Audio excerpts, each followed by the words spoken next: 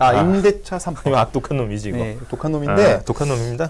이게 특징이 뭐냐면 이 녀석은 아는 분들은 너무 잘 알아. 그렇죠. 실수요자분들은 잘 아시는데 또 모르는 분들은 우리 아까 불타는 괴물님 같은 경우에는 지금 그 사이에 저 댓글 하나만 소화해 주시죠. 제가 검색하는 동안.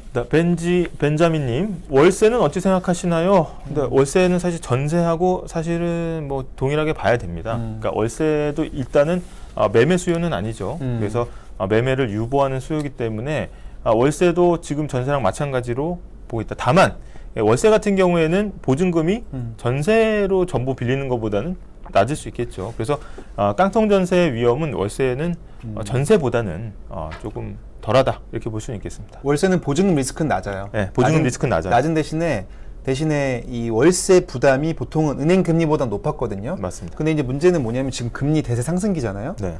근데 이런 상황에서는 이제 월세가 어떻게 보면 고정금리로 빌리는 효과가 있는 거랑 마찬가지입니다. 그래서 월세 선호 현상이 나타나면서 최근의 기사 중에 전월세 중에 월세가 역전됐다. 예전에는 전세가 큰 돈 들여가지고 집 한번 빌려놓으면 2년이나 4년까지는 뭐 걱정 없이 산다고 했었는데 이제는 그게 아니고 오히려 월세로 돌리는 게 세입자 입장에서는 더 유리하다는 판단이 조금씩 우위를 보이는 것일 수 있습니다. 만약에 러시아가 프랑스랑 전쟁을 한다. 이러면 물가가 더 오르지 않겠습니까? 물가 훨씬 오르겠죠. 그럼 금리가 훨씬 더 오를 거고 그럴 경우에는 전세 대출을 이용하는 거로 인해서 변동금리로 인한 이자 부담이 월세보다 더 높아질 수도 있는 거예요. 사실 그거는 리스크에 대한 본인의 판단에 따라서 의사결정해야 될 문제인데 지금 그게 서서히 이제 좁혀지는 거죠. 저금리 때는 무조건 월세가 불리하다는 게 일반적이었는데 맞습니다. 고금리 시대가 되면은 월세 금액이랑 잘 비교해 봐야 된다. 네, 맞습니다. 꼭 말씀드릴 수 있을 것 같고 자, 임대차 3법 검색해 보겠습니다. 네. 나오네 바로. 나오잖아. 자, 바로. 임대차 3법 2년 10집 가운데 6집이 월세 역대 최고. 하나 더 읽어볼까요? 부동산 관련 규제라는 건 알겠고 네. 이게 이제 핵심입니다. 원희룡 국토부 장관이죠. 임대차 3법 중 갱신 요구권 상한제 없애야. 사실 저희가 이것 때문에 오늘 가지고 온 빌런이에요. 네. 이게 이제 앞으로 엄청 많이 나올 거기 때문에 지금 미리 좀 예습을 해놔야 되는 부분이다. 일단 임대차 3법이라고 하면 임대와 임대차에 관련된 세 가지 법이다. 이렇게 또 요약을 해볼 수 있지 않겠습니까? 그렇습니다. 그래서 뭐냐면은 법이 3개가 있어요. 네.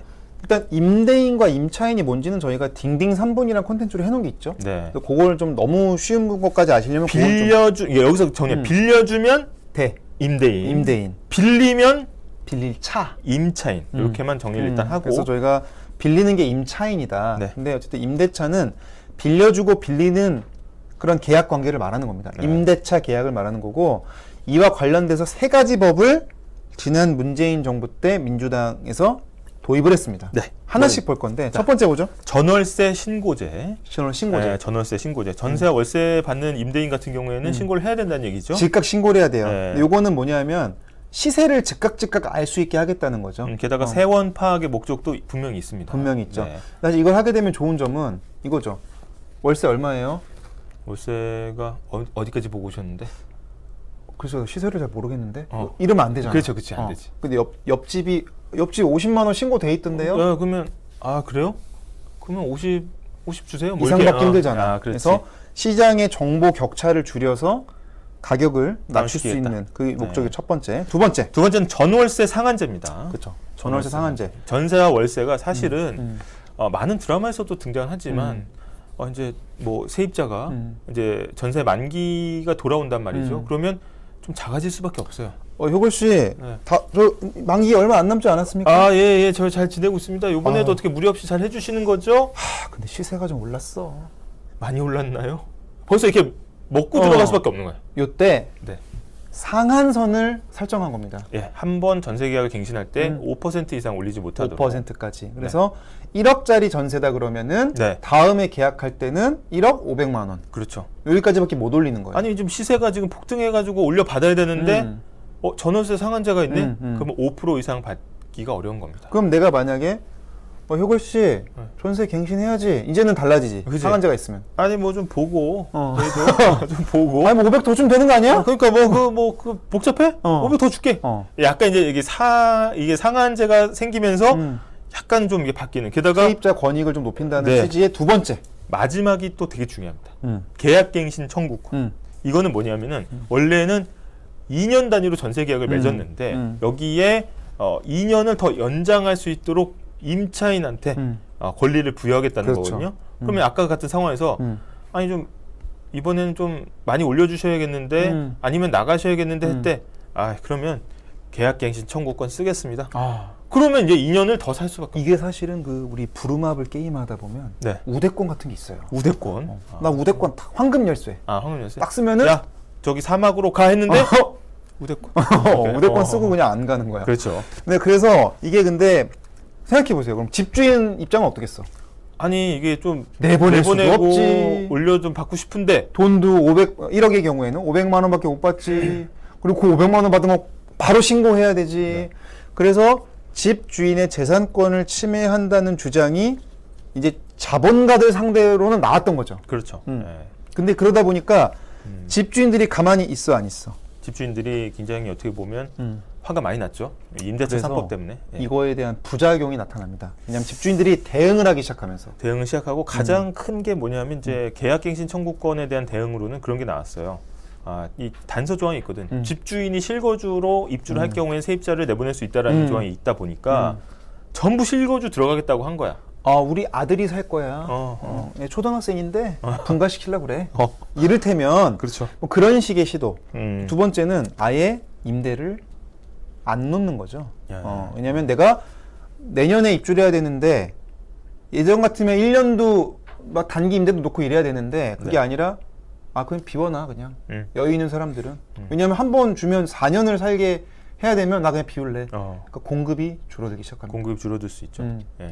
그리고 또 한 가지가 월세로 돌리는 거죠. 네. 네. 월세로 돌려서 그냥 월세 받는.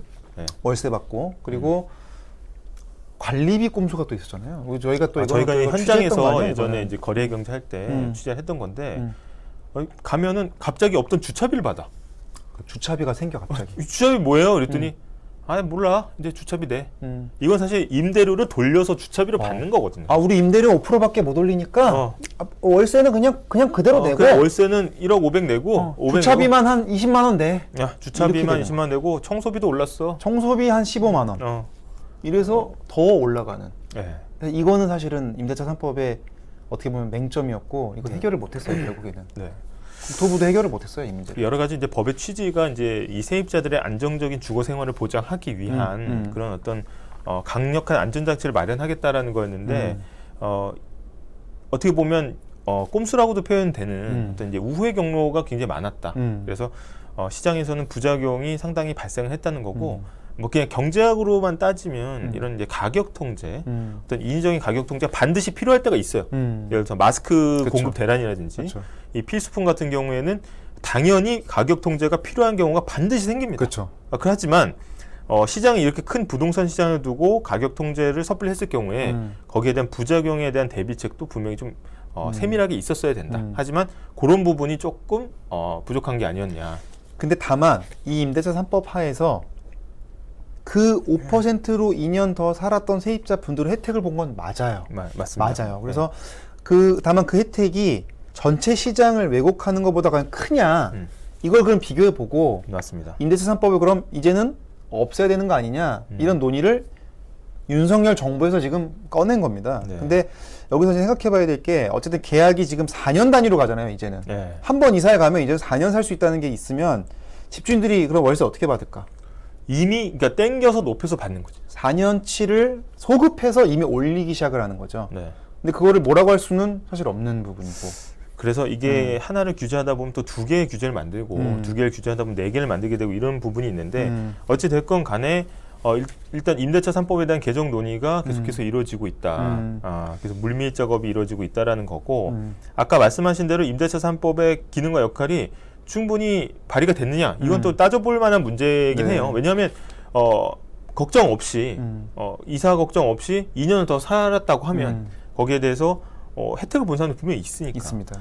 다만 이게 임대차 3법이 통과된 지 2년이 지금 다 돼가고 있거든요. 7월 말로 해서 이제 2년이 다 돼가는데 그러면은 그때 계약갱신 청구권을 써서 한번 연장하신 분들은 이제 그거에 대한 만기가 도래하는 거예요. 그래서 사실은 지금 논의하는 측면도 있습니다. 그게 바로 8월이거든요. 네, 8월 전세 대란 이라는 키워드 그다음에 기사를 보시면 바로 요 임대차 3법의 2년 만 2년이 지났을 때 전세 대란이 올 것이다라는 그 예측하에 그렇죠. 그런 기사들이 계속해서 나오고 있다. 그래서 예. 이런 맥락을 알고 좀 기사를 보시면 훨씬 이해가 쉬울 수 있다라는 겁니다. 그래서 여기 보면은 그 임대차 3법 중에 아까 신고제 뺀 나머지 2개, 네. 그렇죠?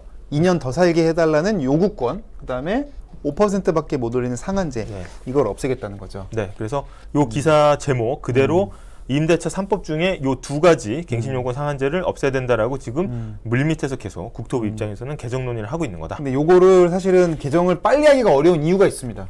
아, 뭔가요? 법을 개정해야 되잖아요. 아, 그렇죠. 법을 개정해야 되는데 지금의 이제 국회의 어떤 의석의 지형을 보면 지금 이제 현 야당인 이제 민주당의 의석이 그렇죠. 훨씬 많죠. 그래서 야당의 동의, 그러니까 민주당의 동의, 민주당이 생각해보세요. 내 손으로 만든 거를 내 손으로 없애라는 사실 요구가 쉽지는 않죠. 그렇습니다. 그러면은 그 수위와 그 어떤 야당과의 설득과 협치와 또 여론 수렴과 이런 걸 다 해야 되다 보니까 네. 바로 착수는 어렵고 지금 보면은 가을에 본격화한다는 얘기를 하니까 아마 이제 공론화 작업을 슬슬 시작하는 것 같아요. 지금 네. 오늘 띄우고 있어요. 원희룡 장관이. 네. 삐까빠정님 늦었지만 딩하. 네.